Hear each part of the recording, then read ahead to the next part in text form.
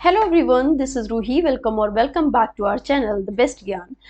आप लोग कैसे हैं? आशा करते हैं कि सभी लोग बहुत अच्छे होंगे। बात करें अगर आपकी मैम की, तो वो भी बिल्कुल ठीक ठाक है, बस थोड़ा सा वॉइस आपको यही वाला झेलना पड़ेगा। ओके, तो हम कर क्या रहे थे? यूपीपीसीएस प्रीवियस ईयर हम लोग क्वेश्चन पेपर कर रहे हैं और इसमें हम लोग कर रहे हैं सॉल्यूशन विद एक्सप्लेनेशन।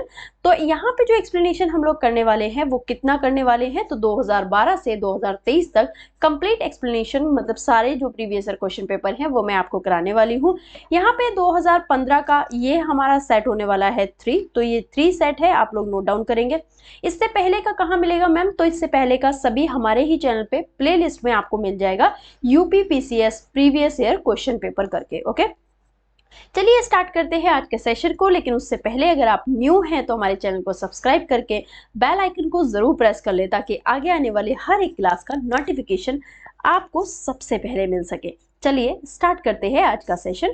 और इस सेशन में हम स्टार्ट करने वाले हैं 51 क्वेश्चन से, क्योंकि लास्ट 2 जो हमारे सेट हो चुके हैं उसमें 50 क्वेश्चंस ऑलमोस्ट कंप्लीट हो गए थे। आज हम 51 क्वेश्चन को कंप्लीट स्टार्ट मतलब करेंगे। ओके, तो चलिए यहाँ पे है आज का आपका फर्स्ट क्वेश्चन। और यहाँ फर्स्ट क्वेश्चन है, जैव विविधता के कम होने का मुख्य कारण है, कम होने का मुख्य कारण है। तो जैव विविधता के कम होने का मुख्य कारण क्या है? तो यहाँ पे जैव विविधता कई सारे कारणों से कम हो रही है, लेकिन यहाँ हमें देखना है सबसे इंपॉर्टेंट कौन सा है। तो आवासीय प्रदूषण तो ये नहीं है। विदेशी प्रजातियों का प्रवेश बिल्कुल नहीं होता। विदेशी प्रजातियों के प्रवेश से कोई जैव विविधता कम थोड़ी प्रॉब्लम होती है। अत्याधिक दोहन, इससे भी नहीं। आवासीय विनाश, देखो आवास जो बनाए जा रहे हैं उसकी वजह से जो विनाश हो रहा है वो सबसे बड़ा कारण होता है जैव विविधता के कम होने का। ओके, तो ये आप बिल्कुल अच्छे से याद रखेंगे। पृथ्वी पर जो बढ़ती जनसंख्या के कारण जैव विविधता पर एक खतरा उत्पन्न हो गया है ना, इसके कुछ प्रमुख कारण भी हो सकते हैं, जैसे कि आवासीय क्षति भी इसका एक कारण होता है। वन्यजीव अवैध शिकार जो हो रहा है ये भी होता है। वन्यजीव मतलब जो वन्यजीव होते हैं उनका अवैध तरीके से शिकार करके हम लोग क्या करते हैं, उद्योग के काम करते हैं। जैसे कि मतलब हाथी है तो हाथी के हम सींग दांत, हाथी के जो दांत होते हैं इसका अवैध व्यवहार होता है। ये सब क्या होता है, कहीं ना कहीं जैव विविधता को कम करने के कारण बनते हैं। ठीक है ना। चलिए नेक्स्ट क्वेश्चन पे मूव ऑन करेंगे। और नेक्स्ट क्वेश्चन है हमारा, नेक्स्ट क्वेश्चन है, जैव विविधता का सबसे महत्वपूर्ण पहलू है। तो जैव विविधता का सबसे महत्वपूर्ण पहलू कौन सा है? भोजन, औषधि या फिर औद्योगिक उपयोग। ये सभी तो नहीं हो सकते, लेकिन सबसे इंपॉर्टेंट अगर हम देखें पारिस्थितिक तंत्र का निर्वहन। तो जैव विविधता का सबसे महत्वपूर्ण पहलू क्या है? तो पारिस्थितिकी तंत्र का निर्वहन जो है जैव विविधता का सबसे महत्वपूर्ण पहलू है। जैव विविधता के अभाव में मानव जो जीवन है वो लगभग असंभव है, क्योंकि जैव विविधता का अगर अभाव होता है तो मानव जीवन बिल्कुल भी संभव नहीं हो सकता है। ओके, चलिए नेक्स्ट क्वेश्चन पे मूव ऑन करेंगे। और यहाँ आपके पास नेक्स्ट क्वेश्चन है, निम्नलिखित में से कौन प्रदूषण संकेतक पौधा है? तो प्रदूषण संकेतक पौधा कौन सा है? तो ये होता है lichen, that is option number C एकदम राइट आंसर होगा। लाइकेन ऐसा विश्वव्यापी पौधा है, अगर हम इसको देखें मतलब बहुत ज्यादा ऐसा जो विभिन्न विभिन्न स्थानों पर पाया जाता है। कहाँ कहाँ पर पाया जा सकता है? तो पेड़ों पर पाया जाता है, पेड़ों के तनों पर मिलता है, ये पेड़ों के तनों पर मिल सकता है, दीवारों पर मिल सकता है, दीवारों पर भी मिलता है, पहाड़ियों पर भी मिलता है, पहाड़ियों पर भी मिलता है। ठीक है, और मिट्टी में भी मिलता है। ठीक है ना, मिट्टी। तो ये लाइकेन का स्थान क्या क्या है? ये मतलब एक तो विश्वव्यापी है, मतलब सभी जगह मिलेगा। और किस किस स्थानों पर मिलता है? तो ये पेड़ों के तनों पर मिलता है, दीवारों पर, पहाड़ियों पर व मिट्टी में भी देखने को आपको मिलेगा। लाइकेन का निर्माण अगर हम देखें तो निर्माण किससे हुआ है? तो निर्माण कवक व शैवाल, कवक व शैवाल। ठीक है ना। कवक जो और शैवाल जो होता है ना, इसके मतलब एक या दो प्रजातियों के मतलब जो संयोग से बनता है वो क्या बनता है? लाइकेन बनता है। इसकी एक या दो प्रजातियों के सहयोग से ही लाइकेन बनता है। अधिक प्रदूषण होने पर लाइकेन के रंग में परिवर्तन आता है। ठीक है ना, बहुत ज्यादा अगर अधिक प्रदूषण हो जाता है तो लाइकेन के रंग में जो होता है, मतलब जो कलर होता है लाइकेन का वो चेंज हो जाता है। ठीक है ना, और लास्ट में क्या होता है, ये मरने लग जाते हैं। कलर चेंज होने के बाद ये मरने लग जाते हैं, जो प्रदूषण के संकेतों की तरह मतलब प्रदूषण स्तर मतलब निर्धारित करता है कि प्रदूषण ज्यादा हो रहा है, लाइकेन अगर मर रहे हैं, इनका कलर चेंज हो रहा है, तो प्रदूषण स्तर जो है बढ़ गया है। इसलिए कहते हैं कि कौन सा पौधा है जो प्रदूषण संकेतक है, तो संकेत कौन सा पौधा दे सकता है, लाइकेन दे सकता है। होप सो आपको क्लियर हुआ होगा। चलिए नेक्स्ट क्वेश्चन है हमारे पास, निम्नलिखित ऊर्जा स्रोतों में कौन सा पर्यावरण को स्वच्छ रखने के लिए सर्वोत्तम है, तो कौन सा पर्यावरण को स्वच्छ रखने के लिए सर्वोत्तम है, तो ये होगा सौर सेल। सौर सेल क्या है, पर्यावरण को स्वच्छ रखने के लिए सर्वोत्तम होता है सौर सेल, ठीक है ना। पेट्रोलियम उत्पादन ये भी नहीं होता, वन उत्पादन इतना नहीं, ठीक है, नाभिकीय विखंडन ये भी नहीं, तो कौन सा होगा, सौर सेल होता है। अगर हम पर्यावरण को स्वच्छ रखने में वन उत्पादन, पेट्रोलियम उत्पादन और जैसे कि नाभिकीय उत्पादन है ना, विखंडन, ये सहयोग नहीं करते हैं हम देखेंगे। और अगर कौन सहयोग, ये नवीकरणीय ऊर्जा स्रोत नहीं है, क्योंकि ये क्या नहीं है, नवीकरणीय, नई ऊर्जा का स्रोत नहीं है, नई नई ऊर्जा इससे बनाई नहीं जा सकती और वायुमंडल को प्रदूषित भी करते हैं। तो ये आप याद रखिएगा, वायुमंडल को प्रदूषित करते हैं, नवीकरणीय ऊर्जा स्रोत ये तीनों नहीं है, तो कौन सा होगा भाई, सौर सेल आपका आंसर हो जाएगा। चलिए हम लोग नेक्स्ट क्वेश्चन पे मूव ऑन करेंगे। और नेक्स्ट क्वेश्चन है आपका, मानव शरीर में हीमोग्लोबिन का कार्य करता है, तो हीमोग्लोबिन का कार्य कौन करता है, ऑक्सीजन का परिवहन करना। हीमोग्लोबिन का कार्य कौन करता है, ऑक्सीजन का परिवहन करना हीमोग्लोबिन का कार्य करता है। अगर हम हीमोग्लोबिन क्या है तो अगर देखें तो ये रेड ब्लड सेल्स होती हैं, ठीक है ना, जिसको हम रक्त, एक मिनट, रक्त कोशिकाओं मतलब किसमें पाया जाता है, तो रक्त कोशिकाओं में पाया जाता है। मतलब हीमोग्लोबिन किसमें पाया जाता है, तो रक्त कोशिकाओं में पाया जाता है। इसको हम रेड ब्लड सेल्स भी कहते हैं, ठीक है ना। ये पाया जाता है और एक प्रकार का प्रोटीन होता है। क्या होता है हीमोग्लोबिन, एक प्रकार का प्रोटीन होता है। कार्य क्या होता है हीमोग्लोबिन का, अगर हम कार्य की बात करें, ये होता क्या है, तो मैंने बता दिया, प्रोटीन होता है, आप याद रखेंगे, प्रोटीन होता है। कार्य की अगर हम बात करते हैं, कार्य क्या होता है इसका, तो कार्य अगर आप देखें तो हीमोग्लोबिन क्या करता है, फेफड़ों में शरीर तक ऑक्सीजन ले जाना और कार्बन डाइऑक्साइड को बाहर फेफड़ों तक पहुंचाने का कार्य करता है। मतलब क्या है, सिंपल सी बात है,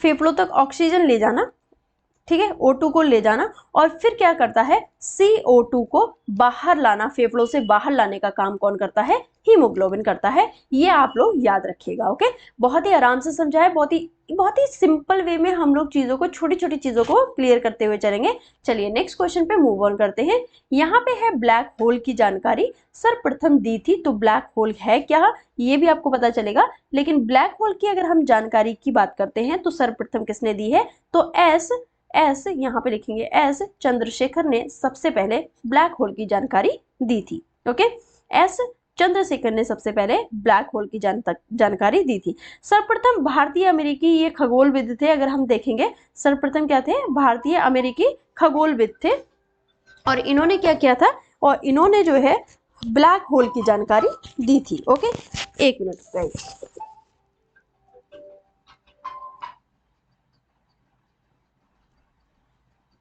चलिए नेक्स्ट क्वेश्चन पे हम लोग मूव ऑन कर जाते हैं। और नेक्स्ट क्वेश्चन होगा आज का आपका CNG है, तो CNG क्या है भाई, इसका दैट मीन्स क्या पूछा गया है आपसे, CNG क्या है, कंप्रेस नेचुरल गैस होती है। CNG क्या होती है, ये कंप्रेस नेचुरल गैस होती है। अगर हम इसकी बात करें तो संपीड़क प्राकृतिक गैस भी इसको बोला जाता है। क्या बोला जाता है, ऐसे ऐसे नाम है कि आप इसको लेने में भी सोचेंगे कि सच में लेना चाहिए भी या नहीं लेना चाहिए। होप सो आपको बात समझ आ रही होगी। देखिए, संपीड़क प्राकृतिक गैस, ठीक है, संपीड़क प्राकृतिक गैस फुल ऑफ अत्याचार है, अगर आप प्रॉपर हिंदी पढ़ना चाहेंगे तो, ठीक है ना। अब यहाँ पे देखिए CNG है तो कंप्रेस नेचुरल गैस है, सिंपल सी बात है, ठीक है ना। बनती कैसे है, अगर हम बात करें CNG की, तो CNG कैसे बनती है, CNG कैसे बनती है, बनती कैसे है, यहाँ पे हम इसको देख लेते हैं कैसे बनती है। प्राकृतिक रूप में पाई जाने वाली ज्वलन गैस और अत्यधिक दाब के अंदर रहकर तरल रूप में परिवर्तित करके सीएनजी प्राप्त की जाती है, ठीक है ना। क्या होता है, प्राकृतिक रूप से पहली बात तो ये एक ज्वलन गैस है और प्राकृतिक रूप से पाई जाती है, लेकिन अत्यधिक दाब हम जब अंदर की ओर लगाते हैं, कोई भी चीज ऐसे है यहाँ पे तरल रूप में पड़ी हुई है, जब हम इस पे ऊपर से प्रेशर, जब बहुत तेज प्रेशर लगाते हैं, दाब अधिक लगाते हैं, तो अत्यधिक दाब के अंदर रहकर तरल रूप में परिवर्तित हो जाती है। ये मतलब तरल मतलब एक वाटर के रूप में परिवर्तित हो जाती है और उसको हम क्या करते हैं, निकालते जो है, तो वाटर के रूप में सीएनजी को हम लोग निकालते हैं। मुख्य अवयव अगर हम देखें सीएनजी के कौन कौन से हैं, मतलब अवयव कौन कौन से हैं मुख्य, तो अवयव में आपको देखने को मिलेगा मिथेन है, ठीक है, क्या होता है, मिथेन होता है, इथेन होता है, इथेन भी होता है मुख्य अवयव में, इथेन होता है, मिथेन होता है और प्रोपेन आपको देखने को मिलेंगे, प्रोपेन। ओके, तो ये इसके सीएनजी के मुख्य अवयव होते हैं। अगर हम सीएनजी की बात करें, ये कैसी होती है, तो ये कैसी होती है, तो ये होती है रंगहीन, रंगहीन होती है। और अगर हम देखें इसको तो ये गंधहीन भी होती है, ठीक है ना, गंधहीन होती है। ओके, नेक्स्ट अगर हम इसको ये मतलब रंगहीन और गंधहीन होती है, और एक तरीके से देखें तो ये विषैली गैस भी है, ठीक है ना, विषैली।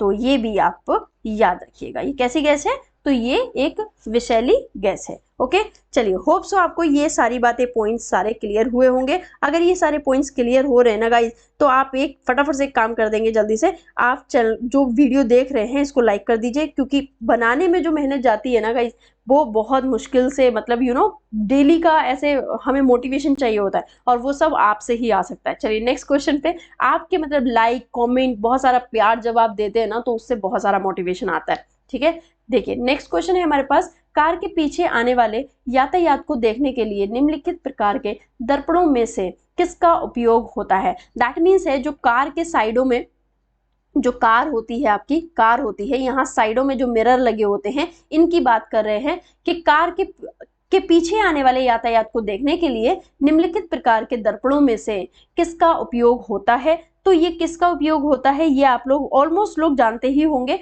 उत्तल दर्पण का प्रयोग किया जाता है, ठीक है ना, उत्तर दर्पण का प्रयोग किया जाता है। ये वाहनों के साइडों में लगे होते हैं, आपको पता ही है, जो मैंने बना दिया, वाहनों के साइडों में लगे होते हैं। उत्तर दर्पण का दृष्टि क्षेत्र जो होता है ना, वो थोड़ा बड़ा होता है, मतलब जो इसमें दिखेगा ना वो दूर तक का दिख जाता है।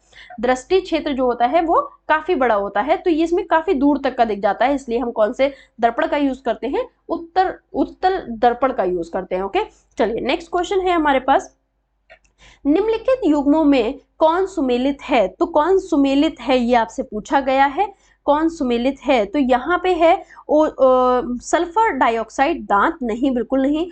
फ्लोराइड प्रदूषण भोपाल गैस त्रासदी से रिलेटेड है, नहीं। मिथाइल और आइसोसाइनाइड अम्ल वर्षा, नहीं, ये भी नहीं होगा। ओजोन रिक्तता चर्म कैंसर, ओजोन रिक्तता से चर्म कैंसर होता है, ये बिल्कुल ही क्या है, सही है। दैट मीन्स सुमेलित है। आपसे जब भी सुमेलित है पूछे, नहीं है पूछे, आप उस पर अंडरलाइन करिए, या फिर उस पर गोला करिए, या फिर उसको हाईलाइट करिए, आपको जो ठीक लगता है आप करिए, लेकिन एटलीस्ट यहाँ पर जो है और नहीं है का क्वेश्चन आपसे बनता है ना, वो आप जरूर करिए, ताकि आपको क्लियर हो जाए कि है पूछा या नहीं है पूछा। होप सो ये हर वीडियो में मैं बताती हूँ, तो आपको ये बातें एग्जाम के टाइम पर याद रहेंगी। एग्जाम के टाइम पर अगर याद रहती है ना तो बस ठीक है, वरना तो पता नहीं क्या करके आते हैं लोग, ठीक है। अब इसमें देख लेते हैं कौन कौन सा किसके साथ मैच हो रहा है। सल्फर डाइऑक्साइड की अगर हम बात करें तो ये अम्ल वर्षा, ठीक है, सल्फर डाइऑक्साइड अम्ल वर्षा। फ्लोराइड प्रदूषण की अगर हम बात करते हैं तो दांत से संबंधित है। मिथाइल आइसोसाइनेट की अगर हम बात करते हैं तो भोपाल गैस त्रासदी से संबंधित है, ठीक है। तो ये अगर इसके साथ में लगा देंगे तो ये बिल्कुल ठीक होगा, ओजोन रिक्तता से चर्म कैंसर होता है, बिल्कुल ठीक है। चलिए नेक्स्ट क्वेश्चन है हमारे पास, CFL का पूर्ण रूप है। तो CFL क्या होता है, CFL आप लोग हमेशा बोलते भी है, CFL का पूर्ण रूप क्या है, तो compact florescence lamp, that is A option आपका एकदम सही होगा, कंपैक्ट फ्लोरिसेंस लैंप, ठीक है। इसको हम एक और भी नाम से बोलते हैं, कंपैक्ट फ्लोरिसेंस लाइट भी बोलते हैं, ठीक है ना। लास्ट में अगर हम लाइट लगा दें तो ये दोनों नाम इसके लिए यूज किए जाते हैं, कंपैक्ट फ्लोरिसेंट लाइट या फिर लैंप। ओके, चलिए यूज क्या है इसका, ये उपकरण साधारण बल्ब का स्थान लेने के लिए निर्मित किया गया है। वैसे क्या किया गया है, CFL साधारण जो बल्ब होता है आपका, ठीक है, साधारण जो आपका बल्ब है उसके लिए ये क्या किया गया है, उसको मतलब रिप्लेस करने का काम करेगा। ये सामान्य लाइट बल्ब की तुलना में 1/3 विद्युत खर्च होता है। मतलब इस वाले बल्ब में जब आपका 100% विद्युत खर्च होगी तो नॉर्मल जो आपका ये CFL है इसमें 1/3 यूज होगी।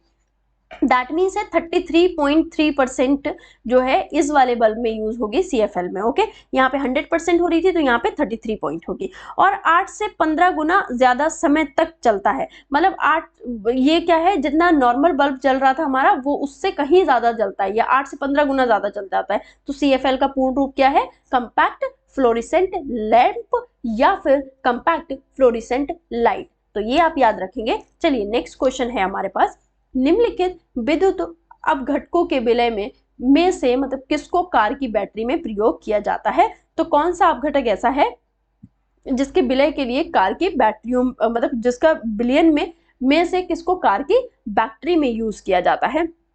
तो कार की बैटरी में यूज किए जाने वाला जो है वो है सल्फ्यूरिक अम्ल। कौन सा है, सल्फ्यूरिक अम्ल है, जिसको हम जो कार की जो बैटरी है लेड सेट इसको हम लेड एसिड बैटरी भी बोलते हैं। जो कार की बैटरी है ना इसको हम क्या बोलते हैं,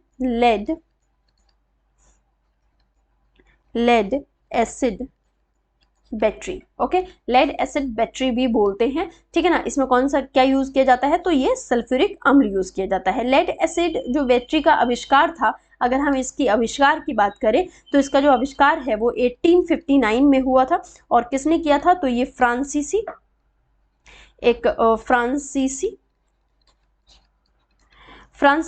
भौतिक शास्त्री थे, भौतिक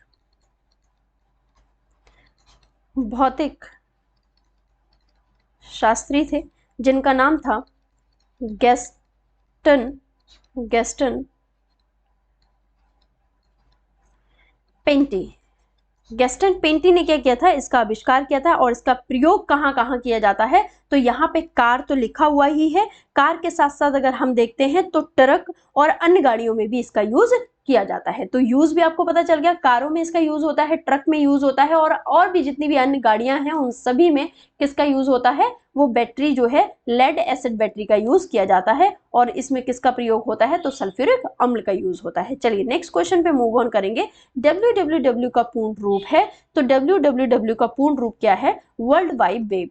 that means option number C आपका एकदम राइट होगा। तो वर्ल्ड वाइड वेब का जो अगर हम शॉर्ट फॉर्म बोलेंगे तो WWW होता है, WWW का अगर हम फुल फॉर्म बोलेंगे तो वर्ल्ड वाइड वेब होता है। इसे हम W3 भी बोलते हैं। ओहो, क्या बोलते हैं गाइस, W3 भी बोलते हैं, या वेब भी कहा जाता है। नॉर्मली W3 या फिर हम इसको वेब भी बोलते हैं, ठीक है ना। मतलब क्या है ये एक जानकारी प्लेटफॉर्म है। WWW की अगर हम बात करते हैं तो ये एक जानकारी का प्लेटफॉर्म है, और वेबसाइट से संबंधित जानकारी और पेज को URL के द्वारा अपडेट फाइल भी किया जाता है WWW से, ठीक है ना। तो ये बात आप लोग याद रखेंगे, जानकारी प्लेटफॉर्म है और वेबसाइट से संबंधित जानकारी, और पेज को जब भी URL में आपको कुछ चेंज अपडेट करना होगा तो URL अपडेट भी इसी के द्वारा किया जाता है। चलिए नेक्स्ट क्वेश्चन पे मूव ऑन करते हैं। और नेक्स्ट क्वेश्चन है आपका यहाँ पे, नीचे 2 कथन दिए गए हैं और जिनमें क्या है आपका, आप देख सकते हैं इसमें जो 2 कथन है, दैट मीन्स ऑप्शन आपका, एक सेकेंड, 62 के बाद आपका सीधे क्वेश्चन चेंज हो गया है। और यहाँ पे लोगों को लगेगा कि चेंज क्यों हुआ है, तो यहाँ पे आपका क्वेश्चन नंबर दे दिया है 120। दैट इज मतलब इसके बीच में या तो क्या रहा होगा, कुछ ऐसा रहा होगा कि गाइज 1 मिनट मैं आपको क्लियर करती हूँ चीजें। 120 WWW यहाँ पे कुछ गड़बड़ हुआ है। आज के लिए हम यहाँ इतना ही रखते हैं, क्योंकि ये इतना हो गया है। आगे की चीजें क्लियर करने के लिए मैं चीजें देखूंगी कि बीच में क्या है। हो सकता है कि इसमें करंट अफेयर्स के क्वेश्चंस रहे हों बीच में, दैट्स वाई यहाँ पे एकदम से इतना सारा बीच में मूव ऑन कर दिया, एकदम गैप कर दिया है ना। तो कोई बात नहीं, आज के लिए इतना ही। होप सो आप लोग सपोर्ट करेंगे और वीडियो को ज़्यादा से ज़्यादा लाइक और शेयर करेंगे, और कमेंट में अपना सजेशन ज़रूर दिया करें कि अगर आपको लगता है कि इसमें कुछ और भी ऐड करना है तो सजेशन दें। आपका कमेंट हमारे लिए सबसे इम्पॉर्टेंट होता है। हम उसको पढ़ के आपके लिए काम करने की पूरी कोशिश करते हैं। तो गाइज आज के लिए बस इतना ही। माफ़ी चाहेंगे, आगे के क्वेश्चंस पता नहीं क्या हुआ है, कुछ गड़बड़ हुआ है, कुछ टेक्निकल इश्यूज नहीं है। आई थिंक इसमें ना कुछ टाइपिस्ट की मिस्टेक है, बट कोई बात नहीं, इट्स ओके। नेक्स्ट वाली वीडियो में, संडे वाली में, मैं इसको सभी को आगे का कंटिन्यू इसी तरीके से कराएंगे। तो चलिए मिलते हैं नेक्स्ट वीडियो में, तब तक के लिए हंसते रहिए, मुस्कुराते रहिए, bye bye, take care. All the best guys.